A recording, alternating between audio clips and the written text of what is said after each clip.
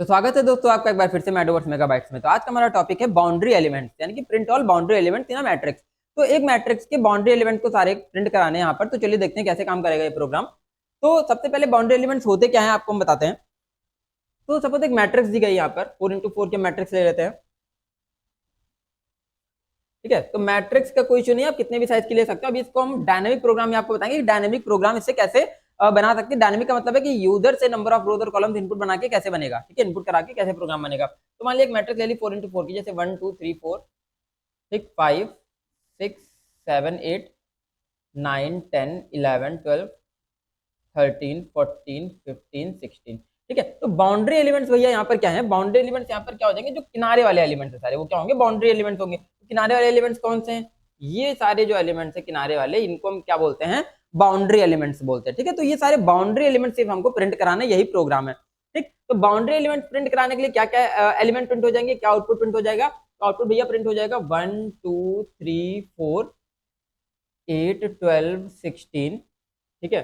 यहाँ पर आ जाएगा 5 9 और 13, फिर यहाँ पर 14 और 15। तो कुछ इस तरीके से यहाँ पर आउटपुट प्रिंट होकर आएगा आपके बाउंड्री एलिमेंट्स के लिए। तो भैया हम सबसे पहले समझते हैं कि मैट्रिक्स की इंडेक्स कैसे काम करती है। मैंने पिछले लेक्चर्स में ही बताया, अगर आपको मैट्रिक्स की इंडेक्स, ठीक है, इंडेक्सिंग रो और कॉलम की इंडेक्सिंग अगर स्टेप बाय स्टेप समझनी है तो आप पिछले लेक्चर देख लोगे, ठीक है, तो आपको क्लियरली समझ में आ जाएगा। तो यहाँ पर हम देखते हैं कि मैट्रिक्स की इंडेक्सिंग कैसे क्रिएट होती है। पहली इंडेक्सिंग क्या होगी, 0 0, फिर 0 1, फिर 0 2, फिर 0 3। ये इंडेक्सिंग किसके लिए है, अगर 4x4 की 4x4 की मैट्रिक्स है तो।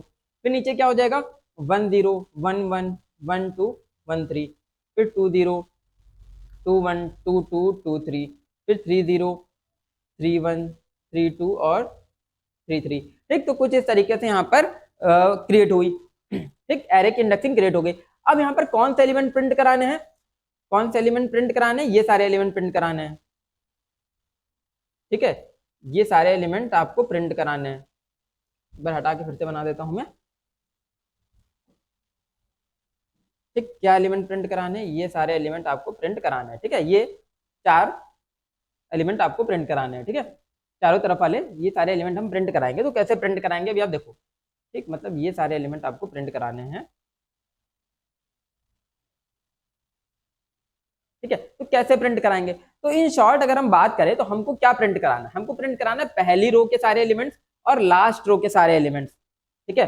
पहली रो के सारे एलिमेंट्स और लास्ट रो के सारे एलिमेंट प्रिंट कराने। तो पहली रो यहाँ पर क्या है, ये वाली पहली रो है और ये वाली लास्ट रो है।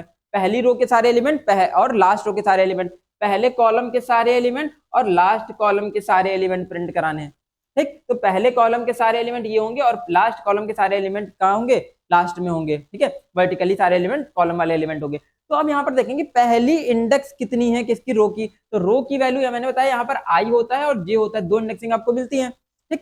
दो इंडेक्सिंग मिलके एक एरे का एलिमेंट बनता है। तो पहली जो इंडेक्सिंग होगी आई की वैल्यू से आएगी और दूसरी इंडेक्सिंग क्या आएगी, जे की वैल्यू से, यानी कि कॉलम की इंडेक्सिंग होगी वो, ठीक है, पहली वाली रो की दूसरी वाली कॉलम की। अब यहाँ पर हम क्या कर रहे हैं आप देखोगे, तो कर क्या रहे हैं कि यहाँ पर देखेंगे पहली रो की इंडेक्सिंग क्या है, तो रो वन की वैल्यू यहाँ पर इंडेक्स क्या है, इंडेक्स यहाँ पर उसकी है 0। कितनी इंडेक्स है रो वन की, 0। और लास्ट रो की कितनी इंडेक्स है, ठीक है, लास्ट रो की कितनी इंडेक्स है, ये क्या थी, फर्स्ट रो की इंडेक्स है 0। और लास्ट रो की जो इंडेक्स है वो कितनी है, लास्ट रो की इंडेक्स है आपकी 3, ठीक है। आखिरी रो की इंडेक्स देखो यहाँ पर कितनी है, 3 3 3। पूरी रो में क्या कांस्टेंट है, 3। तो ये क्या होगी, 3 की इंडेक्स हो गई, 3 इंडेक्स कितनी होगी, रो की इंडेक्स हो गई। और रो में जो वैल्यू रो की इंडेक्स आ रही है किस वेरिएबल से आ रही है, आई के लूप से आ रही है, ठीक है। तो आई की वैल्यू यहाँ पर क्या होनी चाहिए, 3, यहाँ पर आई की वैल्यू क्या होनी चाहिए, 0, ठीक। अभी देखते हैं इंडेक्सिंग से, मतलब थोड़ा एग्जीक्यूशन के फॉर्म में देखेंगे। फिर यहाँ पर पहले कॉलम की वैल्यू क्या है, जे की वैल्यू, जे का लूप किसके लिए चलता है, कॉलम के लिए। तो पहले कॉलम में जे की वैल्यू कितनी है, 0 है, ठीक है। तो फर्स्ट कॉलम की वैल्यू क्या होगी, फर्स्ट कॉलम की वैल्यू भैया हो जाएगी 0, मतलब इंडेक्स की वैल्यू क्या हो गई, 0। लास्ट कॉलम की इंडेक्स की वैल्यू क्या हो गई, 3, ठीक, क्या हो गई, 3 हो गई। लास्ट कॉलम की इंडेक्स की वैल्यू हो गई 3। तो हमें यही चीज चेक कराना है, पहला कॉलम, लास्ट कॉलम, पहली रो, लास्ट रो की सारी वैल्यूज क्या कर देनी है, हमको प्रिंट करा देनी है, ठीक। हमने कॉलम और रो की इंडेक्स पता कर ली, पहली रो की इंडेक्स 0, लास्ट रो की इंडेक्स 3, ठीक। पहले कॉलम की इंडेक्स 0, लास्ट कॉलम की इंडेक्स 3। आई का लूप चलता है रो के लिए, तो हम आई की वैल्यू 0 या 3 चेक करा लेंगे। और जे का लूप चलता है कॉलम के लिए, ठीक, कॉलम के लिए, तो हम कॉलम की वैल्यू मतलब जे की वैल्यू 0 या 3 चेक करा लेंगे। 0 का मतलब पहली कॉलम और 3 का मतलब लास्ट कॉलम। इसी तरह 0 का मतलब पहली रो, आई की वैल्यू अगर 0 है तो पहली रो है, और आई की वैल्यू अगर 3 है तो लास्ट रो है। इसी तरह जे की वैल्यू 0 है तो पहला कॉलम है, और जे की वैल्यू 3 है तो लास्ट कॉलम है। ठीक, यही कंडीशन हमको लगा देनी है। तो हमने सिंपली क्या किया है, ठीक है, ये आई की वैल्यू होती है और ये जे की वैल्यू होती है। आप याद रखो, एलिमेंट अगर हमने ले लिए 1, ठीक, क्या ले लेते हैं 1, ठीक है, 1 2 3 4 5 6 7 8 9 10 11 12 13 14 15 16। ठीक, तो पहली इंडेक्स क्या है 0 0 0 0 पे हम क्या चेक करा रहे हैं। अब हमको कंडीशन लगानी क्या है भैया, किसकी कंडीशन क्या लगानी है, हमको बाउंड्री एलिमेंट की कंडीशन लगानी क्या है। तो लगानी कंडीशन हमको ये है कि अगर क्या 0 हो, आई की वैल्यू 0 होगी, आई की वैल्यू 0 होगी, इसका मतलब क्या है कि पहली रो की वैल्यू हमने चेक करा ली। पहली रो कितनी है, 0 इंडेक्स है पहली रो की, ठीक है, तो आई की वैल्यू अगर 0 हो, या फिर ठीक जे की वैल्यू 0 हो, या फिर आई की वैल्यू 3 हो, ये लास्ट रो हो गई, या फिर जे की वैल्यू क्या हो 3 हो। ठीक है, first row last row, first column last column. ठीक, तो अब लूप चलेगा 0 0 0 0 पे देखो भैया क्या है यहाँ पर, ठीक है, 0 0 पे क्या है, 0 0 पे तो 1 स्टोर है, 0 0 पे क्या कोई कंडीशन ट्रू हो रही, तो आई की वैल्यू 0 है, क्योंकि और लगा है, कोई भी एक कंडीशन ट्रू होनी चाहिए। तो आई की वैल्यू 0 है तो आई की वैल्यू 0 है, कंडीशन ट्रू है, कंडीशन ट्रू है तो 1 प्रिंट हो गया आपका। ठीक, आगे बढ़े 0 1 0 1 पे भी आई 0 है, कंडीशन ट्रू है, प्रिंट हो गया। फिर 0 2 पे आई 0 है, कंडीशन ट्रू है, 3 प्रिंट हो गया। फिर 0 3 पे क्या है, आई 0 है, कंडीशन ट्रू है, 4 प्रिंट हो गया। ठीक, इस तरीके से पूरी पूरी वैल्यू प्रिंट हो गई। फिर जब आया 1 0 1 0 पे क्या है, जे 0 है, कंडीशन ट्रू है, 5 प्रिंट हो गया। अब 1 1 1 1 पे सारी कंडीशन फॉल्स है, ना आई 0 है, ना आई 3 है, ना जे 0 है, ना जे 3, कंडीशन फॉल्स छोड़ देंगे। फिर 1 2 पे भी सारी कंडीशन फॉल्स, 1 3 पे जे क्या है 3, कंडीशन ट्रू है, कंडीशन ट्रू है तो ये 8 एलिमेंट प्रिंट हो जाएगा। ठीक, फिर इसके बाद क्या है, इसके बाद आगे किस पे 2 0 पे, तो 2 0 पे क्या है, जे 0 है, कंडीशन ट्रू है, जे 0 की कंडीशन ट्रू है तो 9 प्रिंट हो गया। फिर इसके बाद कहां पर आ गए 2 3 पे, कंडीशन ट्रू हो गया, 2 3 पे क्या है, जे 3 है, कंडीशन ट्रू है, 12 प्रिंट हो गया। फिर इसके बाद 3 0 पे कंडीशन ट्रू हुई, ठीक है, कौन सी, लास्ट कॉलम भी है और लास्ट रो भी है, मतलब फर्स्ट कॉलम भी है, फर्स्ट कॉलम यानी कि जे की वैल्यू 0 भी है, और आई की वैल्यू 3 भी है, और लास्ट कॉलम भी है। ठीक है, मतलब लास्ट रो भी है और फर्स्ट कॉलम भी है। ठीक, तो कंडीशन ट्रू है कुल मिला के, तो क्या प्रिंट हो जाएगा 13। फिर 3 1 पे कंडीशन लास्ट रो है, कंडीशन ट्रू है, 14 प्रिंट हो गया, मतलब आई की वैल्यू 3 कंडीशन ट्रू है। फिर यहाँ पे भी आई की वैल्यू 3 कंडीशन ट्रू है, 15 प्रिंट हो गया। फिर आई की वैल्यू 3 है, जे की वैल्यू भी 3 है, कंडीशन दोनों ही ट्रू है, फिर से यहाँ पर 16 प्रिंट हो गया। तो कहाँ पे कंडीशन ट्रू हुई, जो भी बाउंड्री एलिमेंट से वहीं पर ही कंडीशन ट्रू होगी, वही सारे एलिमेंट्स क्या हो जाएंगे आपके, प्रिंट हो जाएंगे। ठीक, अब इसको देखते हैं प्रोग्रामिंग के थ्रू। तो क्या प्रोग्रामिंग की वैल्यू आ रही है, तो सबसे पहले हमने क्या किया, 4 4 की मैट्रिक्स ले ली, उसको यूजर से क्या कर लिया, इनपुट करा लिया। फिर उसी 4 4 के ओरिजिनल मैट्रिक्स को यूजर से क्या कर दिया, हमने यहाँ पर प्रिंट करा दिया, 2 लूप चला के ऑफ आई जे को प्रिंट करा देंगे बैकस्लैश टी के साथ, ताकि हर एक एलिमेंट के बाद स्पेस आता रहे। इसके बाद हमने क्या किया, बाउंड्री एलिमेंट को प्रिंट कराना है, तो बाउंड्री एलिमेंट्स को प्रिंट कराने के लिए हमने क्या किया, यहाँ पर 2 लूप चला दी आई और जे के। ठीक, आई जे के लूप चलाने के बाद अभी मैंने जो आपको कंडीशन बताई बाउंड्री एलिमेंट की, वो कंडीशन यहाँ पर लगा दी। क्या कंडीशन लगा दी, अगर आई 0 होगा, ये किसकी कंडीशन है, फर्स्ट रो की कंडीशन है, ठीक है, और आई 3 होगा मतलब ये लास्ट रो की कंडीशन है, जे 0 होगा फर्स्ट कॉलम की कंडीशन है, जे 3 होगा लास्ट कॉलम की कंडीशन है। इनमें से कोई भी कंडीशन ट्रू हो तो ए ऑफ आई जे की वैल्यू प्रिंट हो जाएगी, नहीं तो सिर्फ बैकस्लैश टी प्रिंट हो जाएगा। ठीक, इसके बाद 2 लूप बंद करके, इनर लूप बंद करके क्या प्रिंट करा देंगे, तो प्रिंट सिस्टम और प्रिंट एलन, ताकि अगली रो अगली लाइन में प्रिंट हो और लूप खत्म कर देंगे। ठीक, तो इस तरीके से क्या होगा, हमने 2 लूप चलाकर ही कंडीशन लगाई है। ठीक है, तो आप देख भी सकते हो, फिर से मैं आपको एग्जीक्यूशन दिखा देता हूं, आई जे, ठीक है, तो आई की वैल्यू कितनी हुई 0, जे की वैल्यू कहां से स्टार्ट होगी, 0 से स्टार्ट होगी। ठीक है, तो ए ऑफ आई जे क्या बना 0 0। ठीक, वैल्यू भी लिख लेते हैं 1 2 3 4 5 6 7 8 9 10 11 12 13 14 15 16। ठीक है, तो 0 0 दोनों ही कंडीशन ट्रू है। ठीक, आई की वैल्यू भी 0 है, जे की वैल्यू भी 0 है, तो क्या स्टोर है 0 0 पे 1, तो 1 प्रिंट हो गया आपका कुछ इस तरीके से। ठीक, क्या प्रिंट हो गया, 1 प्रिंट हो गया। फिर इसके बाद जे की वैल्यू इंक्रीज करके क्या हो जाएगी, 1 आ जाएगी। ठीक, कंडीशन क्या चेक करा रहे हैं, क्या आई 0 है, तो आई 0 है, कंडीशन पहले ट्रू हो गई, कंडीशन पहले ट्रू हो गई तो 0 1 की वैल्यू क्या प्रिंट हो जाएगी आपकी, 2 प्रिंट हो जाएगी। फिर इसी तरीके से जे 2 होगा, जे 2 होगा तो कंडीशन आई की वैल्यू अभी भी 0 है, कंडीशन ट्रू है, 0 2 आई की वैल्यू 0, कंडीशन ट्रू है, 3 प्रिंट हो जाएगा। फिर यहाँ पर जे की वैल्यू 3 होगी तो क्या इंडेक्सिंग बन गई 0 3, 0 3 पे क्या स्टोर है, 4 स्टोर है, तो यहाँ पर 4 प्रिंट हो जाएगा आपका।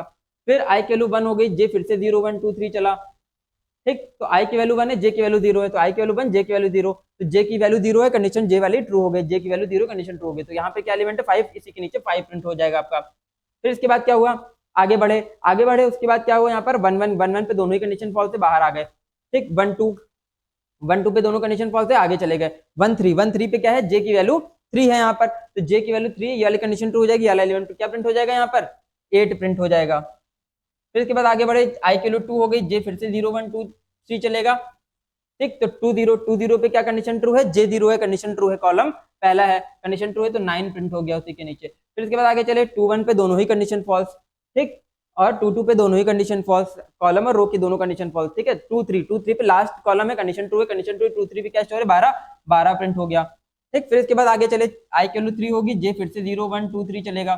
ठीक है, तो 3 0 a ऑफ 3 0 पे क्या स्टोर है आपका 13 स्टोर है, तो 3 0 पे दोनों ही कंडीशन ट्रू है, i इज इक्वल टू 3 भी है और j इक्वल टू 0 भी, दोनों कंडीशन ट्रू है, तो क्या प्रिंट हो जाएगा 13 प्रिंट हो जाएगा आपका यहाँ पर।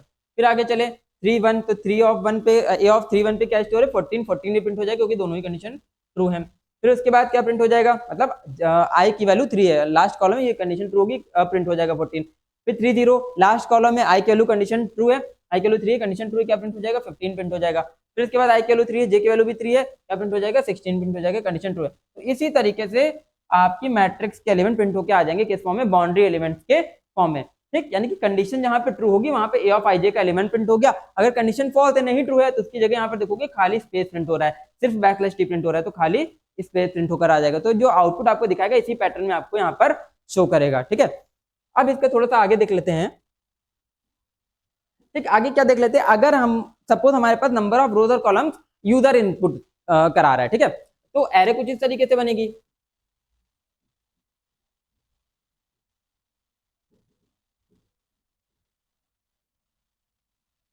ठीक, एरे कुछ इस तरीके से बनेगी, आर और सी की वैल्यू तो कुछ भी हो सकती है, सपोज हमने 4 4 ले ली, सपोज मान लिया आर और सी की वैल्यू 4 4 है, तो लेकिन नंबर ऑफ रोज और कॉलम्स क्या है इस केस में, तो डायनेमिक होंगे, यूजर इनपुट होंगे, यूजर 4 इनपुट करा ले, 5 इनपुट करा ले, 6 इनपुट करा ले, कितना भी इनपुट करा सकता है। तो जो फॉर का लूप आपका चलेगा कहां तक चलेगा, फॉर का लूप चलेगा int i is equal to 0, i less than r,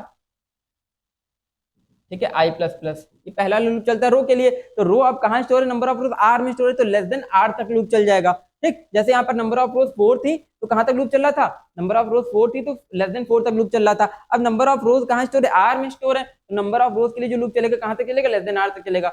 number of columns के लिए लूप अभी कहां तक चल जाएगा आपका, int j is equal to 0, j less than c और j प्लस प्लस। ठीक, नंबर ऑफ कॉलम के लिए जो लूप चल जाएगा कहां तक चल जाएगा, लेस देन सी तक चल जाएगा क्योंकि नंबर ऑफ कॉलम सी में स्टोर है। ठीक है, यहां पर आप वही सेम थिंग लिख दोगे, a of i j is equal to sc dot next in. ठीक, वो स्टेटमेंट सेम रहेगी यहाँ पर। ठीक है, अब आपको जो कंडीशन चेक करानी है तो कंडीशन क्या लगेगी हम वो बताते हैं आपको, कंडीशन यहाँ पर क्या लगने वाली है। तो फॉर का एक लूप चला लेंगे रो के लिए, तो कहां तक लूप चल जाएगा, i is equal to 0, i less than r, i plus plus. फिर यहाँ पर क्या लूप चल जाएगा, for int j is equal to 0, j less than c और j प्लस प्लस।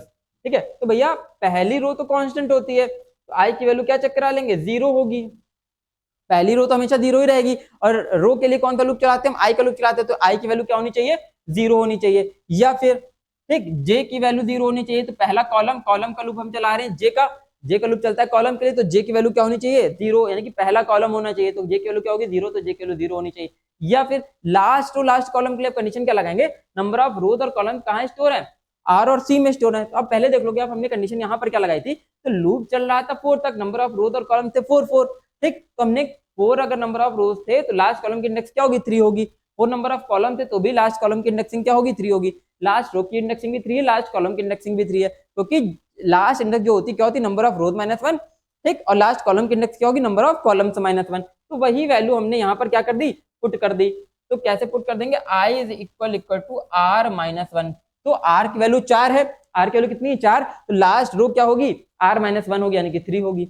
इसी तरीके से और क्या लगा देंगे, j is equal to c minus 1। ठीक है, तो लास्ट कॉलम की वैल्यू क्या होगी, c माइनस 1, तो भैया c कितना है, 4 है, 4 माइनस 1 कितना होता है, 3 होता है, तो लास्ट कॉलम क्या होगा, 4 माइनस 1 3 हो जाएगा।